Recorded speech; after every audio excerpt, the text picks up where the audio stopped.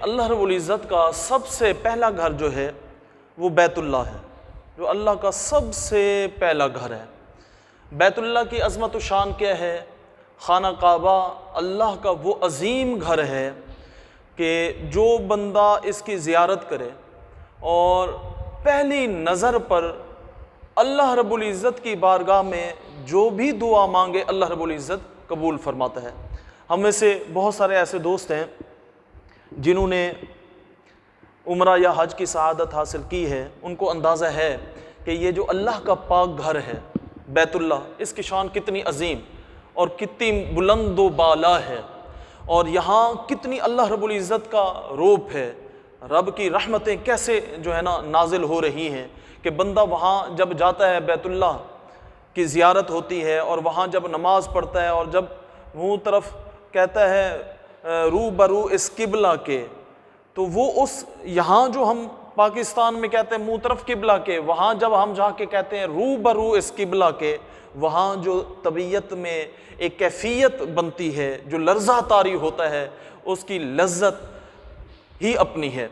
سامعین گرامی، مجھے اچھے طریقے سے یاد ہے میرے استاد محترم شیخ الحدیث و تفسیر علامہ مشتاق احمد چشتی رحمۃ اللہ تعالیٰ علیہ، جو اب گولہ شریف میں مدفن ہیں، وہ فرماتے تھے کہ بندہ وہاں جائے تو وہاں جب بیت اللہ کی زیارت ہو تو وہاں کیونکہ پہلی نظر پہ جو بھی دعا مانگے رب قبول فرماتا ہے، تو جب پہلی نظر پڑے تو یہی دعا مانگ لے، پروردگار عالم مجھے مستجاب الدعوات بنا دے۔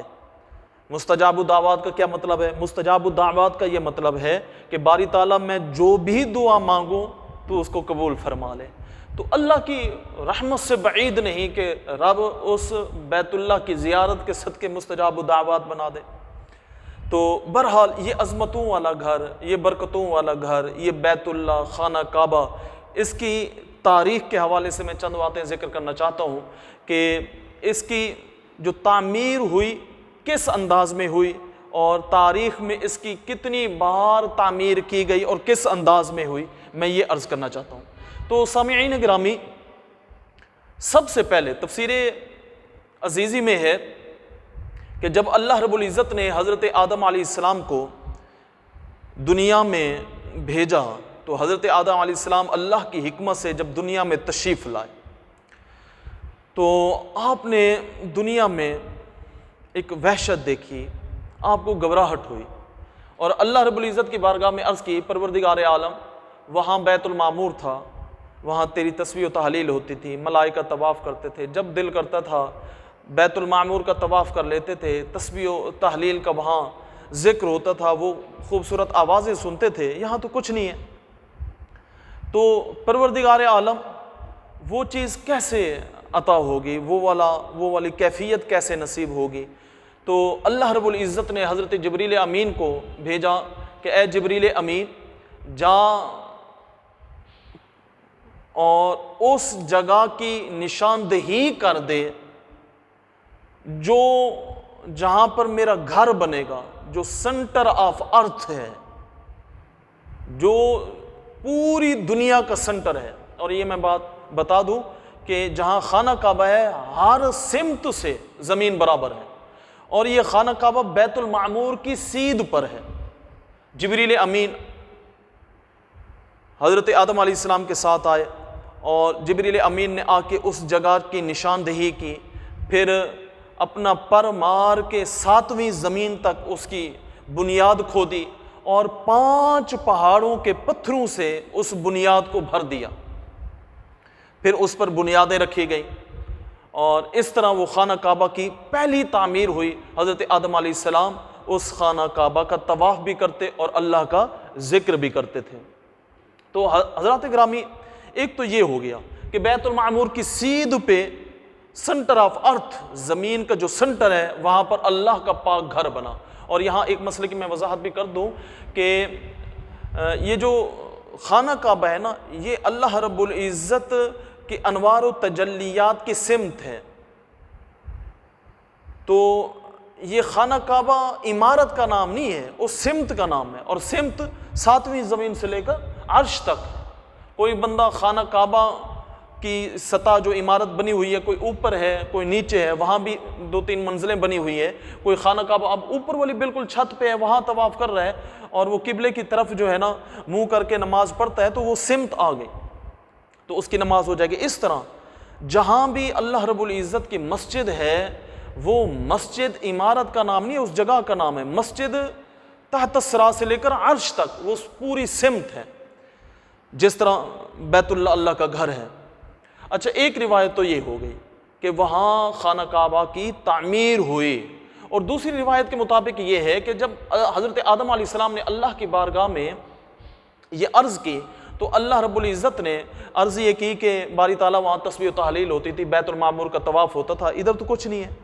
تو اللہ رب العزت نے کیا کیا؟ اللہ رب العزت نے بیت المعمور کو اتارا اس جگہ پر جہاں اب موجودہ خانہ کعبہ ہے. یہ دوسری روایت کے مطابق ہے. پھر وہ بیت المعمور کب اٹھا لیا گیا؟ تو مفسرین کرام فرماتے ہیں جب طوفان نوح آیا تو اللہ رب العزت نے اس بیت المعمور کو اوپر اٹھا لیا اور یوں جو ہے وہاں وہ ٹیلا رہ گیا. لوگ وہاں آتے تھے، برکت حاصل کرتے تھے، ان کے علم میں تھا لوگوں کے یہاں خانہ کعبہ تھا. پھر وہ اس طرح سلسلہ چلتا رہا. یہ پہلی تعمیر ہوئی اور جس انداز میں حضرت آدم علیہ السلام نے وہاں طواف کیا اور اللہ کی بارگاہ میں التجا کی کہ باری تعالیٰ جس طرح وہ بیت المعمور تھا اسی طرح یہاں تیرا گھر ہو، جس کا طواف بھی ہو، جہاں جا کے تیری تسبیح و تحلیل تیرا ذکر ہو. یہاں ایک اور بات جو ہے اس کی میں وضاحت کر دوں کہ حضرت آدم علیہ السلام نے جب گھبراہٹ محسوس کی، اس گھبراہٹ کا حل کس میں تلاش کیا؟ اللہ کے ذکر میں.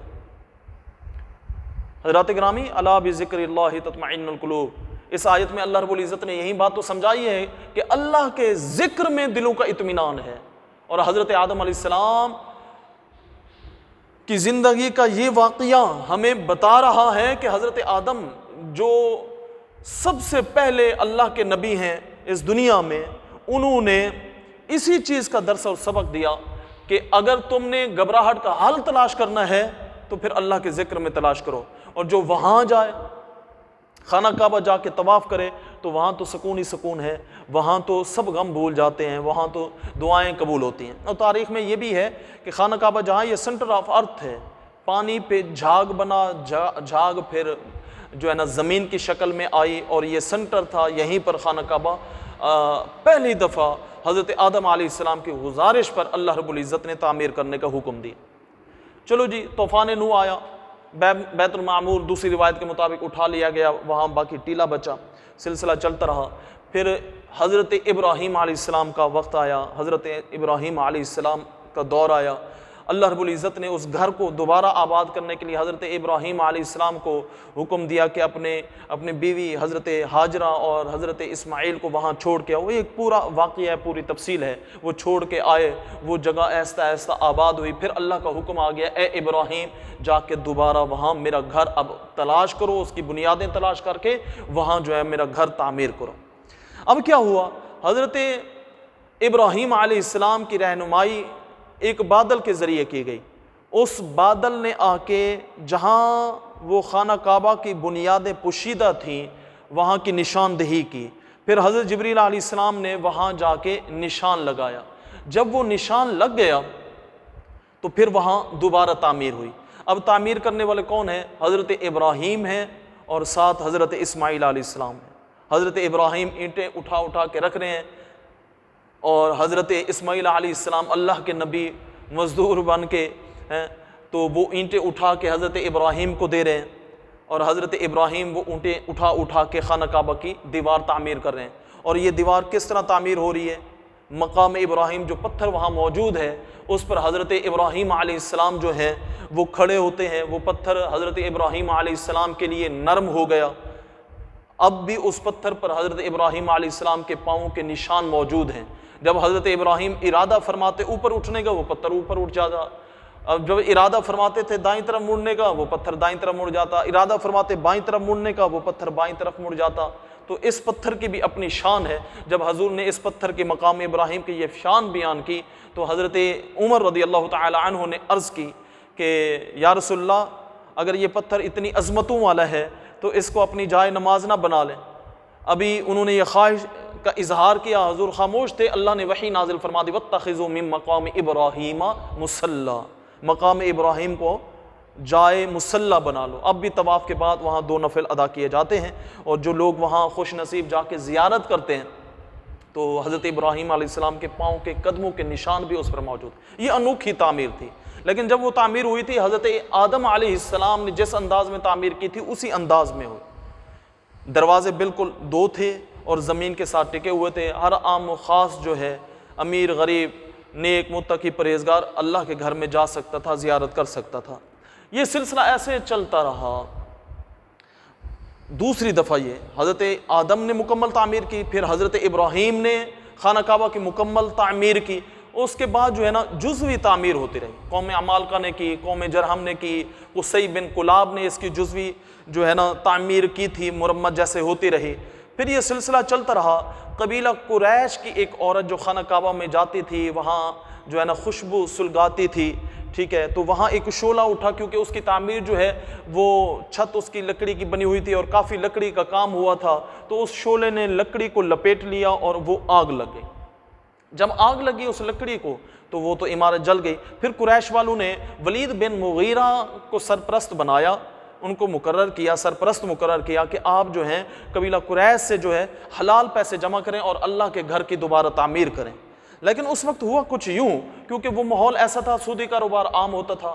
یہ اس دور جاہلیت کے جو قریشی تھے، جو سود میں پھنسے ہوئے تھے، وہ بھی جانتے تھے حلال اور جائز کام، اور بالخصوص اللہ کے گھر کی تعمیر کا کام کرنا ہے تو پھر سودی پیسوں سے نہ ہو، حلال کے پیسوں سے ہو، جائز پیسوں سے ہو۔ آج کل لوگ کہتے ہیں کہ سود کا کاروبار بھی چلتا رہے، سود کے پیسوں سے حج بھی ہو، عمرہ بھی ہو، پھر دعائیں بھی قبول ہوں۔ ایسے نہیں ہو سکتا۔ حدیث پاک میں آتا ہے، رسول اللہ صلی اللہ علیہ وسلم نے ارشاد فرمایا، ایک شخص دور دراز سے سفر کر کے آئے، سفر کی وجہ سے اس کے بال گرد آلود ہوں، چہرہ بکھرا ہوا ہو، اور وہ خانہ کعبہ کے غلاف کو پکڑ کے رو رو کے دعائیں مانگے، لیکن اس کے پیٹ میں لقمہ حرام کا ہو، اس کے جسم پر لباس حرام کا ہو، اللہ اس کی دعا کو کیسے قبول فرمائے؟ اب اندازہ لگا لیں۔ حلال اور جائز جو ہے نا پیسوں میں برکت ہے، جائز پیسوں کے ساتھ جو عبادت کی جائے وہ قبول ہوتی ہے، حرام کے پیسوں سے قبول نہیں ہوتی۔ تو یہ دو رخاپن، یہ منافقانہ انداز، یہ ٹھیک نہیں ہے کہ بندہ حرام کام بھی کرے، سودی کاروبار بھی کرے اور اللہ کو بھی راضی کرتا رہے، حالانکہ قرآن مجید میں واضح حکم ہے، سود رب کے خلاف اعلان جنگ ہے۔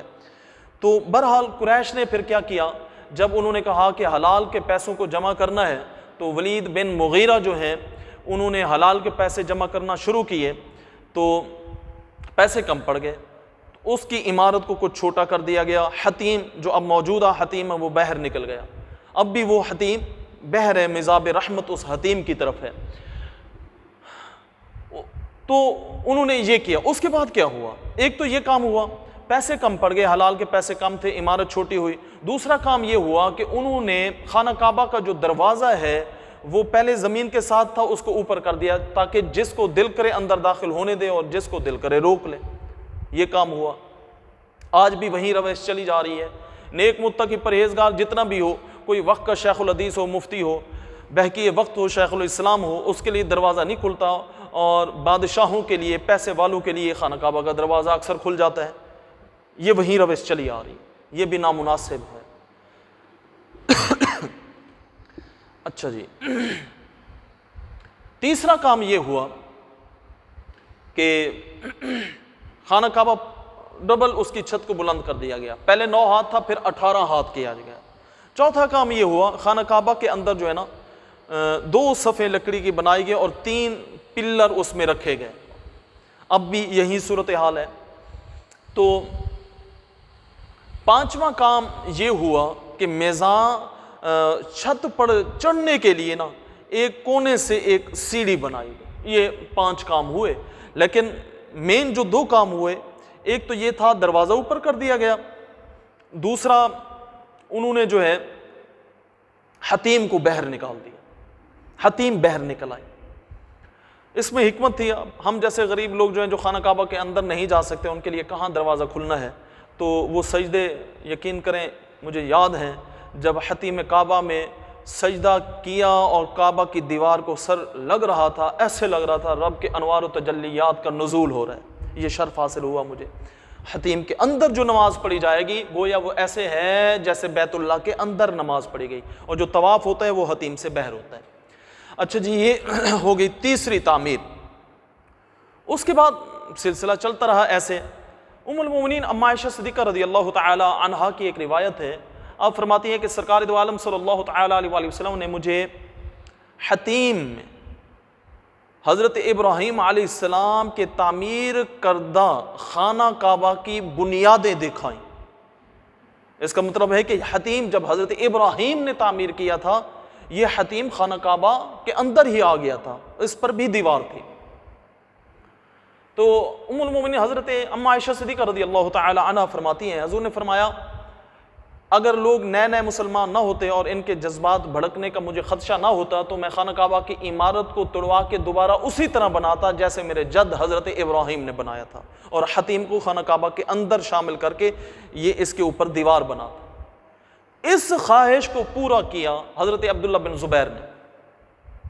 حضرت عبداللہ بن زبیر نے تقریباً 64 ہجری کو خانہ کعبہ کی عمارت جو یزیدی حملے کی وجہ سے وہ منجنیق کے ذریعے جو آگ کے گولے پھینکے گئے تھے اس سے جو ہے کچھ خراب ہوئی، تو انہوں نے اس کو توڑوا کے چوتھی بار اس کی مرمت کی۔ 80 نو مکمل عمارت توڑی گئی اور انہوں نے پھر اس کی مرمت کی۔ حضرت عبداللہ بن زبیر نے خانہ کعبہ کو ویسے ہی بنایا جیسے رسول اللہ کی خواہش تھی اور جیسے حضرت ابراہیم علیہ السلام نے خانہ کعبہ بنایا تھا۔ 2 دروازے زمین کے ساتھ ٹکے ہوئے، ہر عام و خاص آ رہا ہے، اور جو ہے حتیم کو اندر شامل کر دیا گیا۔ 10 سال بعد 74 ہجری کو جب حجاج بن یوسف کا دور آیا، اس نے ضد میں آ کے خانہ کعبہ کو توڑوایا، دوبارہ اسی طرح بنا دیا جیسے قریش نے بنوایا تھا، حتیم کو باہر نکال دیا۔ میزاب رحمت جو ہے وہ حتیم کے اندر تھا، بھی چھت کا جو پانی ہے خانہ کعبہ کا وہ حتیم کے اندر گرے، اور دروازہ پھر اونچا کروا دیا۔ وقت گزرتا رہا، ایسے ہوتا رہا۔ خلیفہ ہارون الرشید کا جب دور آیا تو انہوں نے علماء کو اکٹھا کیا، ان کا دل کر رہا تھا کہ میں دوبارہ اسی طرح بنا دوں جیسے حضرت ابراہیم نے خانہ کعبہ کی تعمیر کی تھی اور حضرت عبداللہ بن زبیر نے جو بنایا تھا اسی انداز میں بنوا دو۔ لیکن علماء کرام نے منع کیا کہ پھر تمہارے بعد کوئی تمہارا سیاسی مخالف آئے گا اور ضد میں آ کے وہ پھر توڑوا کے دوبارہ حجاج بن یوسف کی طرح بنوا دے گا، یوں یہ ایک کھیل اور تماشا بنا رہے گا۔ تو حضرت خلیفہ ہارون الرشید نے اس بات کو سمجھا اور عمارت کو اسی طرح رہنے دیا۔ سلسلہ چلتا رہا، جزوی مرمت ہوتی رہی۔ 1040 ہجری کو سلطان مراد بن احمد خان شاہ قسطنطنیہ نے جب دیکھا کہ عمارت بہت بسیدہ ہو گئی ہے تو انہوں نے اس کو مکمل توڑوایا، لیکن حجر اسود والا جو کونا تھا وہ رہ گیا، اس کو نہیں توڑوایا، وہ اسی طرح لگا رہا جس طرح حجر اسود جو ہے اس میں جو ہے نا نصب تھا اور وہ کونا ویسے رکھا۔ اس کے بعد انہوں نے باقی ساری عمارت دوبارہ تعمیر کروائی اور خوب اچھے انداز میں خوبصورت کام کروایا، نیچے پتھر لگوایا، لکڑی کا کام بھی ہوا، بڑا خوبصورت انہوں نے بنایا۔ سلطان مراد بن احمد خان شاہ قسطنطنیہ نے 1040 ہجری میں جو خانہ کعبہ تعمیر کیا، آج بھی وہی خانہ کعبہ کی عمارت ہے جو سلطان مراد نے بنوائی تھی۔ بیچ میں مرمت تو ہوتی رہی، اس کے بناؤ میں اس کی خوبصورتی میں کام تو ہوتا رہا، لیکن مکمل توڑوا کے دوبارہ یہ عمارت بنائی نہیں گئی۔ اس کا غلاف بھی تبدیل ہوتا ہے، خوشبو کے ساتھ دھویا بھی جاتا ہے۔ پہلے یوں ہوتا تھا کہ مصر سے خانہ کعبہ کا غلاف تیار کیا جاتا تھا اور ہر سال وہاں بھیجا جاتا تھا اور تعمیر ہوتا تھا، اور پاکستان کو بھی ایک سال یہ شرف حاصل ہوا ہے کہ لاہور سے خانہ کعبہ کا غلاف جو ہے وہ تیار ہوا، اور جو ہے نا یہ شرف حاصل ہوا پاکستان کو کہ پاکستان کا بنا ہوا غلاف جو ہے 1 سال خانہ کعبہ کو پہنایا گیا۔ اس کے بعد یہ سلسلہ شروع ہوا، وہ غلاف جب 1 سال پہناتے ہیں اس کے بعد وہ اتارتے ہیں، اس کے حصے بنا دیتے ہیں، اور پہلے تو وہ بیچ دیا جاتا تھا، اب جیسے بھی تقسیم کر دیا جاتا ہے۔ تو مجھے بھی یہ شرف حاصل ہے کہ میرے پاس بھی غلاف کعبہ کا ایک ٹکڑا موجود ہے جو مجھے ایک میرے اسٹوڈنٹ نے गिफ्ट में दिया था, यकीनन उसको देख के दिल ठंडा हो जाता है और यादें जो है ना ताज़ा हो जाती हैं। जिस अंदाज में बैतुल्लाह की ज़ियारत हुई, वहाँ जो कैफियत बनती थी, वहाँ के जो बोसे गिलाफ़ काबा और जो है ना खाना काबा के होते थे, वो बड़े याद आते हैं। उस गिलाफ़ को देख के, उसकी ज़ियारत करके यकीनन सरूर और लज़्ज़त नसीब होती है। और यहाँ भी अक्सर लोगों के पास वो गिलाफ़ काबा के टुकड़े हैं, वो उनकी बरक़ात हासिल कर रहे हैं। तो अब ये हो रहा है कि सऊदी हुकूमत ख़ुद वो गिलाफ़ तैयार करती है और हर साल गिलाफ़ तब्दील होता है और उस पर जो है खुशबू के साथ खाना काबा की इमारत को धोया भी जाता है और लोग जाके वहाँ ये ज़ियारत भी करते हैं, बरकतें भी हासिल करते हैं। आम दिनों में तो वो गिलाफ़ जो है ना खाना काबा की पूरी इमारत को ढांप के रखता है, लेकिन हज के दिनों में वो गिलाफ़ उठाते हैं और लोग जो है खाना काबा की असल जो दीवारें हैं उनको लम्स करते हैं, उनका बोसा लेते हैं और उसकी लज्जत हासिल करते हैं।